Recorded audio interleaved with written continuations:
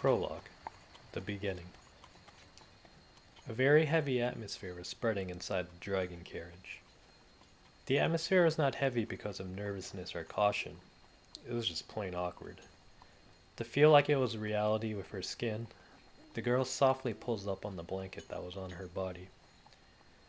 The dog carriage was not being pulled by an earth dragon, but a large liger, and it was not being shielded by divine protection. The passenger carriage had a rough structure, and so it shook noisily.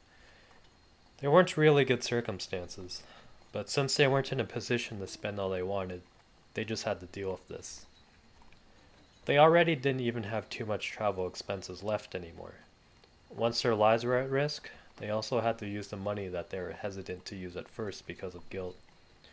Still, even if they temporarily pulled through their difficulties, the problem of money would always follow them around unless it was solved fundamentally. Plus, money wasn't the only problem they had. There was an even more serious problem. That was a wife. But you look like you just had a nightmare, certainly. A voice suddenly calls out to the girl at the corner in the cramped carriage. When she looked back with just her eyes, she saw a figure that was too small. It was maybe a child or something smaller. He had white hair and a lovely dog face. It was a beastman kobold. I can see why you'd be cautious, but I don't mean any harm, certainly. I was just curious, certainly. Thank you very much for your concern, but... The girl stiffened up, but the tone of his voice made her relax. He probably just had good intentions. However, the girl's heart wasn't strong enough to allow herself to be spoiled by his good intentions. If she wasn't tense, she'd become more and more corrupted. That was terrifying. You're practically glass, certainly. Like, glass? Glass is hard, but fragile, certainly. That's what your guys' hearts seem like to me too, certainly. His point truly made her heart crack like glass. By you guys, it felt like he was saying that she wasn't all alone. A black-haired boy was cuddling next to her in a blanket, sitting up and sleeping. She was leaning against him, and they were sharing warmth. And so, this boy was the true reason why there was a heavy atmosphere in the carriage. I'm sorry. I'm sorry. I'm so weak, so everything's my... Every now and then, feelings of shame leaked from the lips of the boy having a nightmare. The passengers felt something serious from his voice, and tears that made it seem as if he carried the guilt of everyone in the whole world, and they couldn't move an inch. Rem looked at the boy and says, "Don't talk about other people's situations so bluntly." Seeing everyone as a threat now is something you probably couldn't avoid, certainly. It may have been unavoidable, but you can't just never do anything about it, certainly. When she looked down with their arms linked, the beastman just looked like white fur. The fur that spoke as if she knew them irritated her just a little bit, but she didn't want to make a big fuss about it. Seeing her conflicted like that, the beastman gets a hat that he'd been hiding, and he took something out of it. And then, when he smoothly put his hand straight in there, "Take this, and go to Banan Town. A friend of mine will help you out, certainly." "Why are you doing this?" His voice sounded like he had good intentions. There was a place and a person's name written on the paper he had forced her to take. It seemed this beastman's name was also included in the few lines. She didn't know why he was doing this. The beastman smiles with a, "It's obvious," certainly, in response to the girl's question and says, "People should help each other out in times of need. As an adult, even more so when it's a child. The more bonds you make, the more good bonds you get. That's the Kararagian way I believe in." He tells her that kindly, and the girl grasped the scrap of paper tightly. After that, she brought her knees together, put her head on the shoulder of the boy next to her, and she let out a sobbing voice.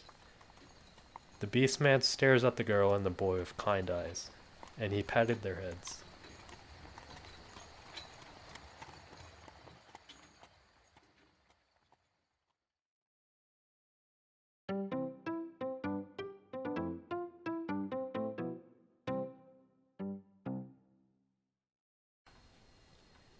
Chapter 1 2 Months. Kararagi City-State is a large western country that is one of the 4 large kingdoms. It's a country comparable to the large countries, the Holy Kingdom of Gostekal in the north, the Volcanica Empire in the south, and the Lugnica Kingdom in the east. But it became what it is now in a very peculiar way in comparison to other countries. Kararagi City-State's history is quite shallow in comparison to the other 3 countries. A few hundred years ago, a bunch of warlords of small countries fought in the west. The rivalry between countries was an undying danger zone. The west combined and became Kararagi City-State as a single country. Each small country changed into towns, and the country managed those towns with the parliamentary governments of the town leaders. In this system, the Great Heir, elected by the town leaders, is the one who holds the final decision. Kararagi, which contains such circumstances, has completely different values in comparison to other countries. It not only developed distinct politics, but distinct national characteristics and culture too. Wafu culture and Wazo were some examples, but the most characteristic thing of all was, "I'm sorry, Rem. It went awful. I tried my best, but it was just awful." The thick Kararagi accent. It was a dialect that was particularly easy to understand in Kararagi City-State, and it was a part of the unique culture that spread it. The one who demonstrated it was a person apologizing with his forehead on the floor. It was a young man with black hair and sharp senpaku eyes. He was in a wazo, dyed deep blue, sitting upright in a room of tatami mats made out of knitted grass, making a pathetic look. Natsuki Subaru was his name.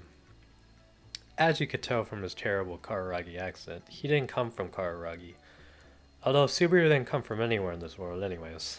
He was suddenly summoned from a different world, went through various experiences, and as a result, he was now in Kararagi. That's all. And so, Subaru was apologizing to the girl facing him sitting straight. As she smiled at Subaru's apology, "Please stop talking like that. It doesn't suit you at all, Subaru-kun." "It don't?" "It's horrible, to say the least." "That's too harsh. Oh well, me sorry." Okay, I'll stop now. She says that to Subaru with a smile, and he dejectedly stops with the poor accent. However, while showing the dissatisfaction he had inside by pouting, he rubbed 2 fingers together. "Well, I know I'm not good, but you know what they say, when in Rome, do as the Romans do. I'm doing my best to fit in with everyone else as soon as possible." "It's great that you're doing your best, and I could learn a lot of things from you. However, how should I put this?" Subaru's accent sounds like something you'd hear from someone who isn't from Kararagi and is just making fun of the accent, and it's kind of irritating. So that's why Kansai people get pissed off by Tokyoites' fake Kansai accents? Tokyo? Kansai accents? The ruthless comment sinks Subaru instantly. A question mark showed when Subaru lamented as the girl shook her blue hair and tilted her head. Her hair that came to her shoulders and her pure eyes were both light blue. Looks that gave off a lovely and kind impression. It was a beautiful, pretty girl wearing a light blue kimono gracefully. The girl's name was Rem, or officially, Natsuki Rem. Although she had the same last name as Subaru, she obviously wasn't his sister or his relative. They were family in a different way. But yeah. It's not like my speaking has anything to do with work going wrong, okay? Work just went wrong just because I am incompetent. Work went wrong? Like, how? You see, well... Subaru tried to beat around the bush, but Rem questioned him directly. Subaru thought hard about how he should respond to the fastball thrown at him, and he mumbled. Seeing Subaru worry like that, Rem smiles softly as she says, "Tell me all about what happened. Don't worry, no matter how awful Subaru-kun was, even if you messed up big time at a work that doesn't fit you, I won't get mad." "I messed up big time at a job that didn't suit me and I was god-awful." Subaru gets crushed by Rem's kind lead-in, and he spreaded his legs on the tatami mat. Like that, he falls over sideways and timidly starts to poke the tatami mat with his finger. "I was too naive. I was beyond naive. From what I thought the basics of manual labor and day labor were, I was under the impression that anyone could do work that was in high demand. So you were under that impression, and what else? Besides, I was reckless for trying manual labor if a crappy fish fry body like mine in Kararagi where demi-humans are hired. Actually, I tried to cover up the quality of my work with the number of rounds. However, I had to carry 3 times as much with 1 round, and I didn't have enough stamina. While Subaru's voice cracked, he did his best to give an explanation as he looked back on what happened this morning. He has been living in a different world for no less than a year now, and he was aware of the fact that he was way stronger than before, but it was still difficult to close the gap in specs between him and genuine different world people. Incidentally, today's job was carrying goods, but how he got mixed with muscular demi-humans, and it was simply hilarious how Subaru was working with a bright red face without even carrying a large amount. Oh, I see. So, how'd you mess up? What'd you do? I tried rewrapping goods, and I accidentally threw out everything. The damage canceled out today's pay. The people there didn't compensate you out of kindness, huh? Salt was inside the bag and some was put back inside, but most of it mixed with the sand on the ground, making it impossible to get it back.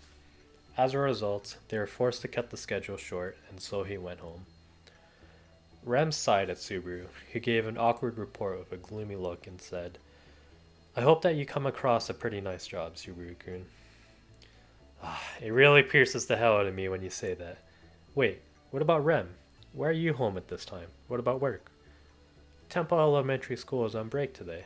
I told you that this morning. It seems like the cold is spreading between the kids. Subaru-kun, you shouldn't try and change the subject, you know. Subaru admitted defeat and groaned pathetically at Rem, who glared at him with scornful eyes. As you could tell from his daily labor failure story, Subaru didn't have a job. To put it accurately, he had the will to work, but he just didn't have a job. And unlike Subaru, who was job hunting, Rem got a job promptly. It was a job where she taught at a kind of school children institution, which was called Temple Elementary School. Rem was very wanted for general education in this world, as someone who has mastered all sorts of skills like arithmetic and etiquette, and she never stopped working this year.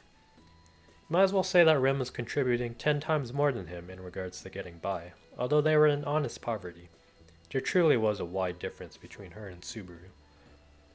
Subaru's self-awareness of that and his impatience were what made him blame himself more and reflect more. Damn it, I'm really sorry again, Rem. Subaru-kun, you promised not to say that. I mean, I did make that promise, but it's truly pathetic how it is a promise. Subaru brings his body up from the floor, sits cross-legged, and bites his lip.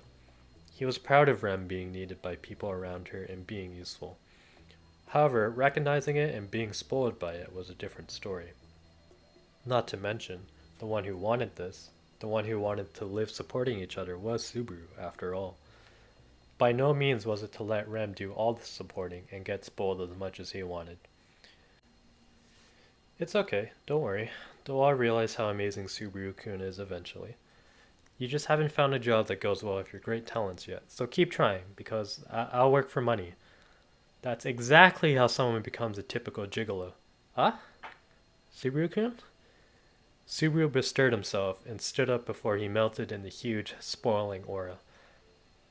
Subaru leaves behind Rem, who was surprised by his energy, and he rammed towards the room's entrance. And then... Just you wait, Rem. I swear I'll find a job. I'll support you. Okay.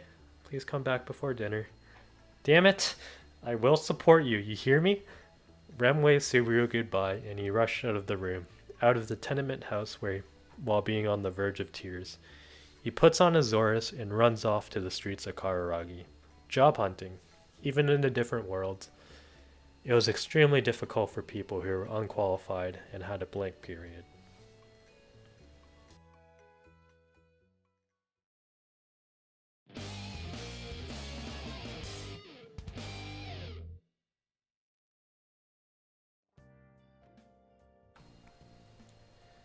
Kararagi City-State's second town, Banan. It's the next largest town after Kyo, the first town located west of Kararagi. That is where Subaru and Rem, the Natsukis, live. The streets are made up of Wafu architecture, which is culture characteristic of Kararagi, and it seems it is deemed the cradle of the Wafu style, which spread it all over Kararagi. But well, to Subaru, Wafu architecture was something that didn't really make him feel like he was in a different world at all. Because the streets didn't make him feel like it was a different world, but rather, it kind of feels like the Edo period, or going back a bit forward, the Meiji era and the Taisho era. As Subaru coughed, he saw buildings constructed with wood lined up nicely. Wafu architecture, which stood on the streets, was also characteristic of the stores of open doors. People walking down the road were wearing zoris and kimonos, which were wazo, but they were all true different world people. Among those that had their hair color and looks that differed from Subaru's common knowledge, there were a lot of demi-humans representing beasts. Japanese culture that had forced itself into another world. Subaru had that impression with Kararagi customs, including the Kararagi dialect that sounded just like Kansai dialect. It's like people in a fantasy cosplaying. Well, the material is nice, so it looks good on everyone, and it all comes together perfectly, though. It is very common for manga and games to have countries of Japanese culture and fantasy worlds in the first place. The problem was that it still felt weird actually confronting the scene, and it felt like that for longer than he'd expected. It was a feeling Subaru finally took in about after a year. That being said, he still had doubts, even if he gulped down the weird feelings. He couldn't believe that Kararagi's culture uniquely developed from zero. This culture had to have started spreading with people who came from the same place as Subaru. In other words, people who came from a different world like Subaru and that steel helmet guy, Al. Stop it. Deal with the more realistic problems in front of you. Even if you solve the world's mysteries, you still don't have a job. I'm saying this to myself. Talk about depressing. How much was this world's history influenced by people who came from the same place as Subaru? He should worry about that when he had more room to think and live. He put it off for now. Right now, he had to focus on job hunting, and he had until dinner for that. It's already afternoon, so I actually don't have much time. Anyways, first I'll go to the Public Employment Security Office and... What's wrong, Asu-san? You're walking with a serious look.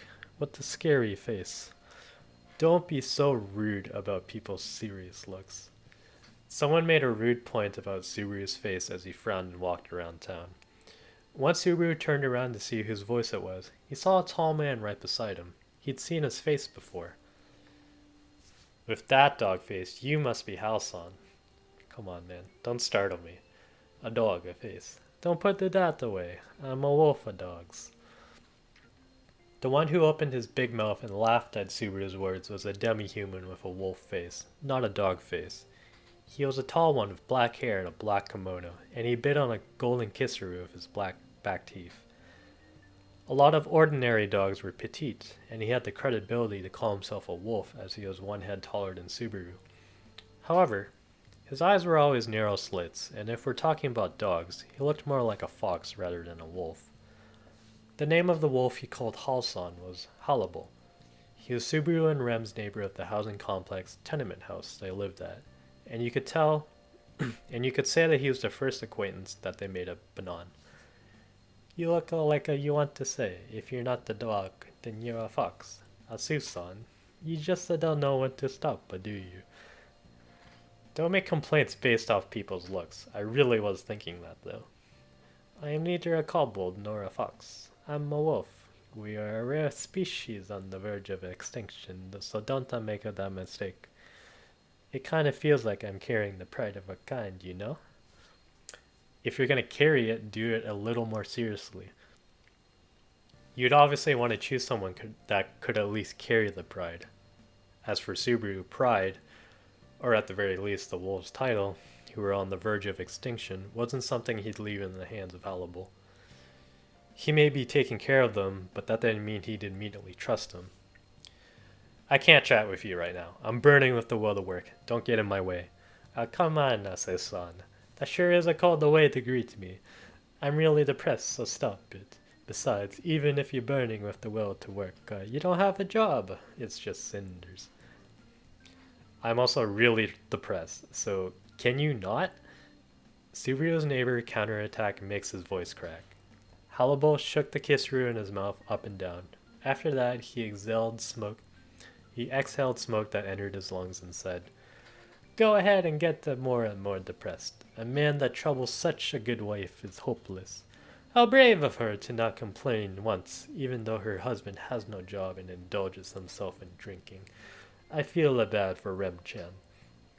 I don't indulge myself in drinking, but it hurts how that's the only thing I can deny. To tell you the truth, I have been troubling Rem. I really can't compete with her. Subaru dropped his shoulders dejectedly as his current worthlessness was pointed out objectively. Halibal went har har har at Subaru happily while he was like that. "Did you come here just to make fun of me, or did you come here to cheer me up? We're both jobless, and I thought we could have a pity party or something." "No way, it would be way too much to have a pity party with another unemployed person right after I almost became a gigolo." Gigolo? Gigolo. Gigolo. Subaru shakes off Halibal, who came closer to him, and he full-on rejects being treated as his partner. Besides, strictly speaking, Halibal wasn't jobless. This glib-talking neighbor was a tenement house manager. Whether he was actually doing manager-like work or not, he had the title of a manager as a vocational worker. Although he had ever only seen him napping, grooming, drinking, or using his kisseru, he was employed. Basically, Hasan is a dazzling being out of my reach. Don't say something so sad. We can be friends. It's true that I can get money just by lying down all day and playing with the frayed spots of my kimono, but putting that aside, I think it's precious how Susan is working hard to earn money, you know. Isn't it just lovely? Shut up, you slacker. Actually, who did you go to become a manager? Sorry to disappoint, but I just happened to be acquaintances with the owner of the tenement house. With that connection, I was able to be a couch potato. Sorry, Susan. I am a winner. Damn you! Subaru hisses without hiding his anger as he listened to his shaky story. In the end, personal connections meant everything in an environment where even academic backgrounds were useless, and Subaru didn't have any personal connections, even if you were to disregard the fact that he was in a different world. A man that traveled 2 worlds and failed to create relationships, that was Natsuki Subaru. Struggling alone, and to top it off, jobless. Looks like I'll just have to wait for my death. You have a Rem-chan.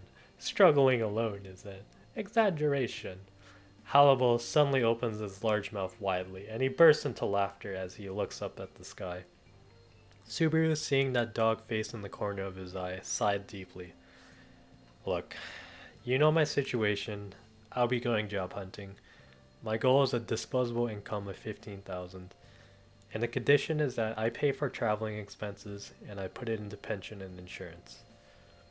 I don't have actual work experience, but how'd you come up with that condition? I thought I'd go for a dream that was just barely realistic. Now I want to apply this condition to the common knowledge here and find out the minimal requirements for landing a job. Freeing himself from being supported by Rem was his biggest goal at the moment. However, he wanted to avoid temporary measures, such as choosing jobs that won't last long and dead-end ones.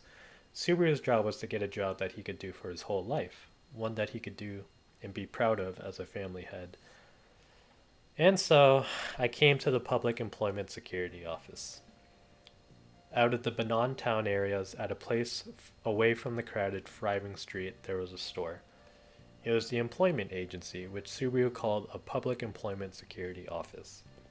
It was a place that acted as the bridge for interpersonal relationships with things like job arrangements and introduction letters for people.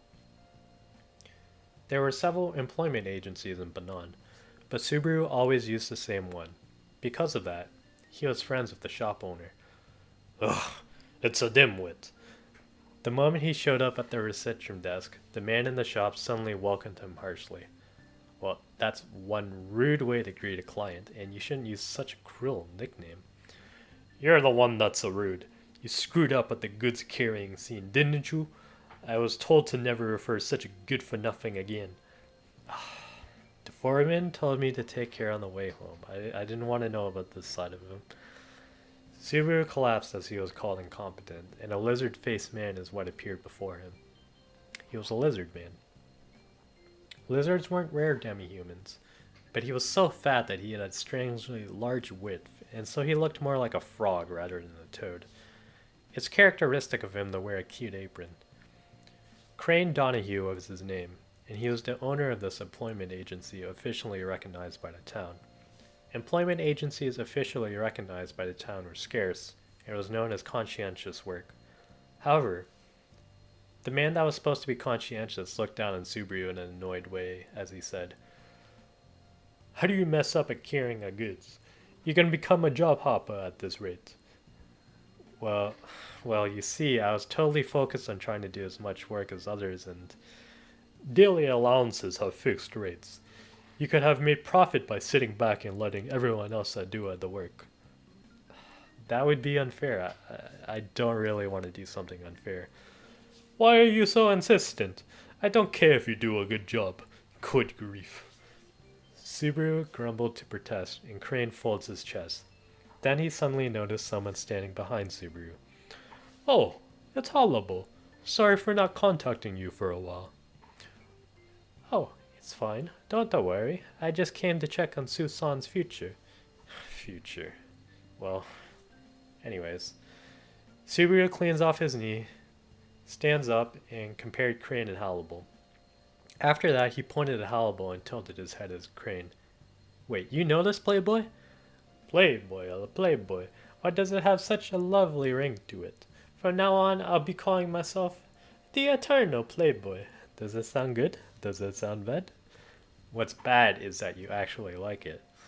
While Subaru joked at Hollowbo's name sense, he waited for Crane's reply. Seeing that exchange, Crane groans as he folded his big arms. "A dimwit. I mean, Mr. Subaru, you made it big. I knew you could do it." You can't just blatantly change the way you treat someone. "Well, of course I'm going to use Mr. Who do you think Mr. Hollowbo With a look of shock and fear, Crane stopped what he was about to say. Subaru raised an eyebrow at that unnatural reaction, but Crane went, "Oh," while looking away as he said, "Mr. Hollowbo is, an eternal playboy." He just got that name just a second ago. "Anyway, I'm moving on. So what's the matter? I can refer Mr. Subaru, but don't ask for a relaxing gravy train, alright? The goods carrying one was your best shot." It doesn't have to be a relaxing gravy train. I just want you to refer me to a job with a future. The conditions are negotiable, but please give me one for a family head. That's the first time I've been given the condition, one for a family head, but, Crane briefly scanned the shop as he puzzled over Subaru's request. It was an employment agency approved by the town, but the store itself was neatly taken care of. The one-floor wooden shop had minimal chairs and tables, and the bulletin board wall was filled with help-wanted advertisements and wanted people forms. People searching for jobs would select a job from the posters, and the people who wanted a job done would ask Crane and he'd put up a form. That was the sort of system it had. If I accept exterminating a dragon and fail, your reputation would be damaged as the one who got me the job. I would never ask you to do that, and I'd leave the country once something like dragon extermination was announced. Even if it was in an empire, I'd exterminate a dragon with pleasure. If you have a good plan to kill it, you might even defeat the kingdom's god dragon. Then you could take the country and... Oh, Kane, that's it. Let me check out that Zarestia bed search.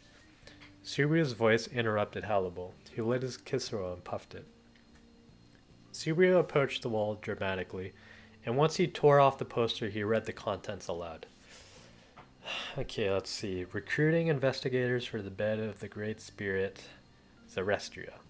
The habitat of the Great Spirit that has been a mystery for many years, the time has come to recruit members to explore it. Working conditions are negotiable, and the reward depends on the results. This doesn't sound good at all. Why are you talking so loudly to yourself? Also, I'll be putting that back. Give it here. When Subaru's eyes turned lifeless from the absurdity of the recruitment details, Crane confiscated the poster. Then when he looked at the details, he groaned and, "Oh," as he said, "I forgot to take this off. Applications closed quite a while ago. It was just a crappy recruitment form I left on there just because I was told to do so. Just forget about it." Did it actually happen? There are a lot more idiots in this world than you think. Subaru felt depressed when he heard Klein reply as he shrugged. Involving yourself with great spirits would be nothing more than a suicidal act. Just normally coming in contact with them would be reckless in itself. I just hope that those daredevils died peacefully. That was Crane's misinterpretation of Subaru's facial expression, and when he touched his own apron, he said, "I now know that you're so cornered that you jump at a job that's pretty much suicide, so I really don't know if I should give you this." So you're saying you have a job that's better than pretty much suicide? It depends, but well, you have to work for your cute wife. Crane took out an application as if to say to him, "This is all I can do for you now." Subaru nervously accepts what he held out to him, and he looks at the application details. A maid at Riften Magoji's place. It's a short-term job that lasts for a month. You'll be doing subordinate work, but Mr. Subaru has the skills, so... Saying that, Crane shows off his apron as he pinched it. The apron was way too cute for a giant like him, but the flower pattern on it was what emphasized that impression in particular. An old fart with a lizard face might be wearing it, but it still looks great. You put it on yourself. My wife really liked it, though. That's just because I was sewing the buttons back on. How's that related to this? Take a good look at the guidelines. It says that it's a workplace filled with a lot of women. Good thing you have that special skill to attract the women. You're just jumping to conclusions. Besides, I'm more worried about the point only taking young men. Only taking young men at a workplace with lots of women. He could not figure out what went on over there. According to the description, he just knew that it was subordinate work, sorts of chores. They weren't looking for special qualifications and inhumane manual labor. If only he didn't refuse being a manservant. Thanks, but would I even stop being a day laborer of this? As if you could find a lifetime job out there so conveniently. Listen up. First you got to start from the bottom. Get your face and name out there, and then you'll find your favorite after earning trust. Don't you know that? You referred Rem to a job at Temple Elementary School at the start. Well, that's because Rem-chan is a cute. It was an irrefutable argument. You cannot argue against Rem's cuteness. Stuff like Subaru's poor excuses weren't effective in society. Kararagi isn't nice enough to recognize an unemployed man as a full-fledged man. I came here to look for a job, didn't I? He came to the Public Employment Security Office and was being treated coldly because he was unemployed. This was proof that, despite having the will to work, he was lacking the most important thing, trust from society. That being said, Crane's judgment was fair. Subaru dropped his shoulders in defeat. Please, make me a letter of introduction. I would do my very best to be liked. Yep, do your best. Mr. Riften is a brave dealer, but he's known to be a calm person. Brave warrior? A brave dealer. Subaru tilted his head at the slight difference in nuance, but Clay wasn't concerned about that as he finished writing the letter of introduction fluently, carefully put it into an envelope, and gave it to Subaru. On the morning of the day after tomorrow, go to Mr. Riften and tell him that you came from me. Okay, thanks as always. And lastly, be careful. Sheesh, don't mess up at this time. He puts the letter of introduction in his pocket and left as he waved goodbye to Crane, who went back inside the shop. Then he went back to the main street of Hallible, who had been smoking his Kisro at the street. But damn, Hassan sure has a lot of free time. Why say that all of a sudden? It looks like you're jobless, gazing absent-mindedly at other people's job hunting. That's too awful. When there's someone below you, you cheer them on, right? I'm the group that gives you courage. Courage isn't what I'm getting from this. It's more something like dark, I think. Subaru replies to Hannibal cracking jokes and he sighs. Although Hannibal still was actually the employed person here, and so Subaru was the one who had a low position in society. Still, you're having quite some trouble with a job hunting. What did you do before coming to this town? Hannibal's casual questioning makes Subaru hold his breath for a moment.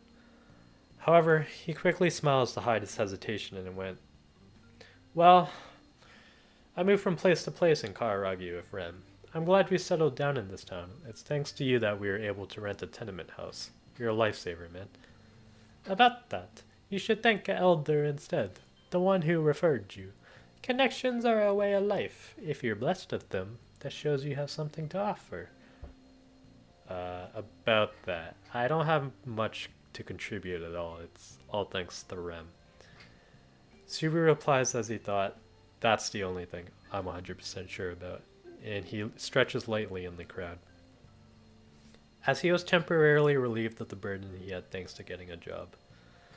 Moving up from place to place in Kararagi, eh?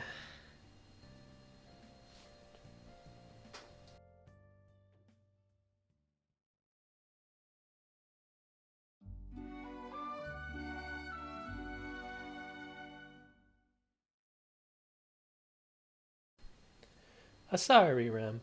I did my best, but Subaru-kun? I'll stop. I apologize. And my next job will be short term.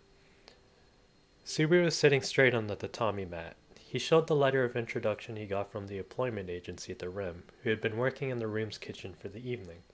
Rem, who stopped cooking dinner, points out Subaru's poor Kararagi accent, and when she took the letter of introduction, she looked over the details. Well, it may be a short-term job, but it's still a step forward. Subaru's breakthrough begins here, I can see it. Subaru-kun will be respected by a lot of people, and they'll build a bronze statue. I wonder if ophthalmology exists in this world. When he gave a bitter smile at the exaggerated statement, Rem went, Oh, as she got surprised while looking at the letter of introduction. This is a job at Riften-sama's residence. Yeah, do you know Riften-san? No, we aren't direct acquaintances. Among the kids I teach at Temple Elementary School, there are also ones from merchant houses, so I sort of know about Riften-sama, the brave merchant. There it is, brave merchant. He's not a fierce shogun or anything, right? Fierce shogun. Subaru-kun, please don't make me laugh. Rem chuckled like she got a kick out of what Subaru said, and she breaks into a smile because of Subaru's question. Then Rem said, Listen, to Subaru as she held up a finger. Oh, just like a teacher. Don't make fun of it. Brave merchant is a way to point out a merchant's rank in Kararagi. Excellent merchants are given the ranks great merchant, wealthy merchant, and brave merchant. It's an honor. Great and wealthy makes sense, but isn't brave kind of weird? Because in Kararagi, where trade flourishes, achieving success in trade is practically like distinguishing yourself in a battlefield. Riften is also someone who's respected. Rem replies like that, and she looks at the letter of introduction a bit nervously. Seeing Rem somewhat uneasy, Subaru knits his eyebrows and he called her name. You seem kinda uneasy. What's up? Well, according to the rumors I've heard, there are a lot of women working at Riften-sama's mansion, so a handsome young man like Subaru-kun working in a workplace like that would be... You're being pretty subjective. While Rem expressed her considerably subjective opinion, she folded and unfolded the letter of introduction. Subaru somehow sensed what Rem was worrying about, judging from her unease. Silly. Ow! Subaru-kun? Rem holds onto her head after suddenly getting chopped by Subaru. Subaru says good grief to Rem, who had a surprised look, and he sighed. Don't worry about such odd things. Who do you think I am? I'm sorry, but I'm worried now. Riften-sama, as someone who hires tons of women, will see cute old Subaru-kun, and he might not feel turned on. That's a little different from what I thought you were worrying about. Rem's one-sided worrying dumbfound Subaru, and he changes the topic. But cute? Just look at my eyes. How are they cute? I just can't get enough of the manliness of Subaru-kun's eyes. What exactly do I look like to you? There are a lot of things about Rem's assessment of Subaru that other people couldn't really understand. In any case, Subaru held onto Rem's shoulder as if to tell her that she shouldn't worry and to calm her down. You don't need to worry. Rem is the only one for me. That goes for when I'm at a place with a bunch of girls too. Got it? Yeesh, got it, Subaru-kun. As he whispered while patting Rem's head, her face turned red and she nods. Then, Subaru also felt affection for Rem, who became submissive to him for a bit. When Rem lifted her head slowly, her wet eyes met his up close.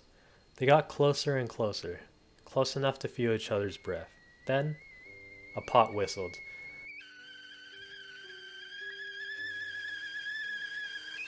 What? Kya! The sound of a pot lid falling breaks the silence. Rem rushes to the kitchen in a panic. She turns off the heat of the cooking stove that used the magic crystal, makes sure the pot settled down, and rubbed her chest in relief. Ha ha ha ha ha. Then they both smiled at each other at the same time. And so they laughed for a while, and when that settled down, Rem clapped as she went. Alright, let's eat. Subaru-kun, please set up the table. It's more like a low dining table, though. While still feeling slightly awkward, the two of them start to prepare the food. When he moved the low dining table set against the wall to the middle of the room, Rem took off the lid of the pot vigorously. A steamy pot and the smell of delicious, warm vegetables. Today's menu was mizutaki. Nabe. It's nice to have every now and then. It's the best when you have it with ponzu. I kinda wanted to eat something sour of assorted vegetables. Subaru-kun, are you fond of sour stuff? I like it. I'm surprised. You like sour stuff? No, I really just kind of wanted to eat it, but... Rem curiously puts her finger on her jaw and tilts her head slightly. However, Subaru ignored her for now, as her actions weren't unexpected to him. Besides, Rem choosing a menu and giving priority to what she wanted to eat was a good sign. Since it was proof that she was slowly getting out of the habit of always prioritizing Subaru in one way or another. Delicious! You did awesome again today. For you to be happy that you have such a cute wife who's a good cook. I'm embarrassed. Well, I really was serious. I'm such a lucky guy. No matter where they moved, Rem was always good at cooking. It was tough at the start with different kitchen utensils and different ingredients, but after living in Kararagi for a year, they were adapting nicely. It's just that there were a few parts they couldn't adapt to, unrelated to tastes. Ugh, my stomach hurts. I can't move an inch. I'm stuffed. Subaru-kun, my lap is free now. Yay! I'd like to make a reservation. Reservation taken. A special seat just for Subaru-kun. Hop on. Rem taps her closed lap and Subaru falls onto it. When he left his head on her soft lap, he felt his whole body being wrapped in happiness. Their stomachs clearly took in more than a two-person meal, and their stomachs relaxed to whatever extent they wished for. Rem's amazing. Yes, but Subaru-kun is lovely too. Those two things aren't related. To me they are. Closely related, that is. Unlike Subaru's assessment, apparently to Rem, there was a tight knot connecting trust and Subaru. He wasn't so sure if he was living up to that assessment, so Rem is amazing was, without a doubt, Subaru's real thoughts, gratitude, and apology. Rem probably knew that too. He felt prophetic for that, again. After resting our stomachs for a bit, let's go to the bathhouse. You have to rest up in preparation for work. But my job starts the day after tomorrow. I know, so Subaru-kun has to take it easy tomorrow. But not tonight. With Subaru on her lap, Rem brings her lips closer to his ears, and she warmly tells him that.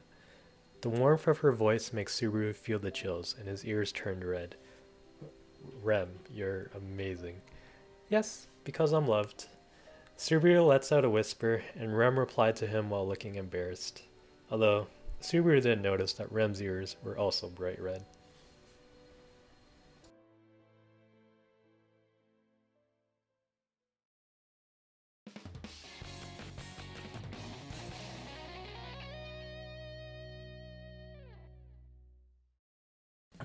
2 days later, Subaru visited Riften Magoji's mansion with an introduction letter.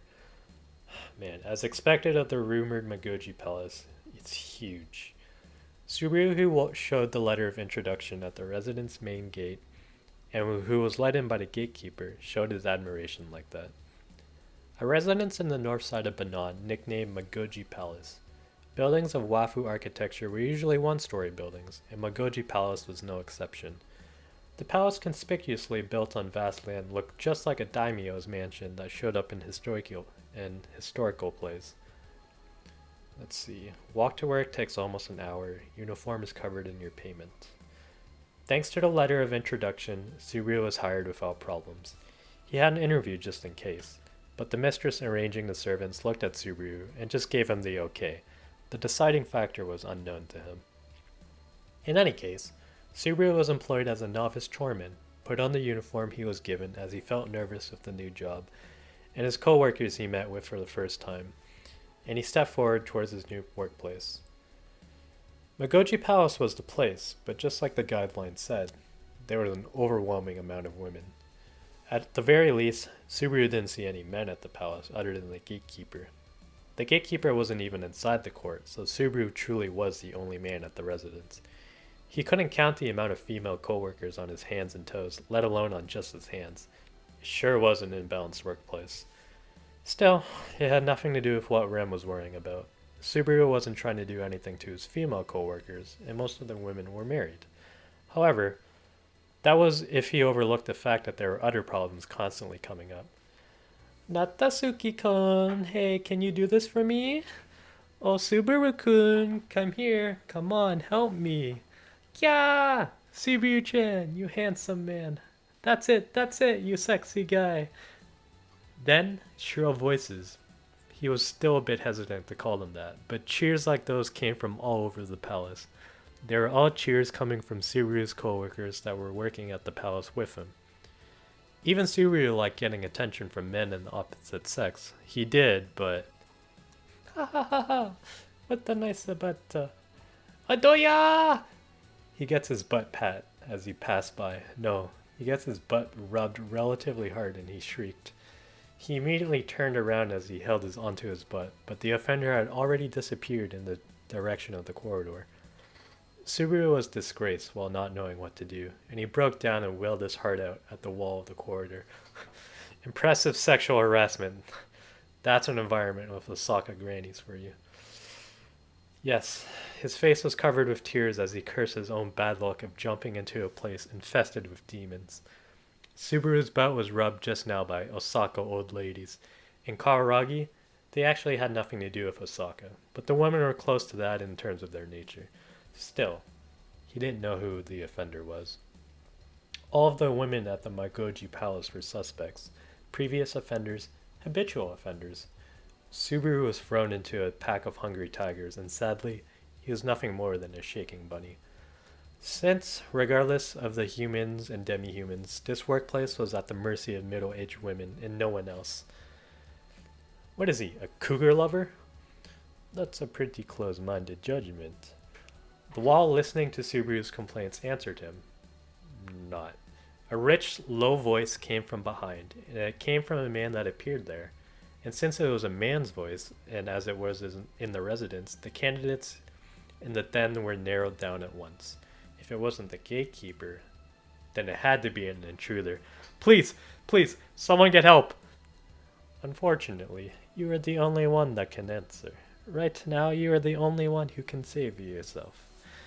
True, but what are the gatekeepers doing? Subaru, without nodding at the just opinion, faces the owner of the voice from the front. It was a Finnish, middle-aged man with a mustache and thick eyebrows. He was wearing a kimono, which you could tell was made of high-class material at a glance, and an aura of influence emanated from his whole body. He immediately realized who he was. Could you be Riften Magoji-sama? Correct. I am your employer, Riften Magoji.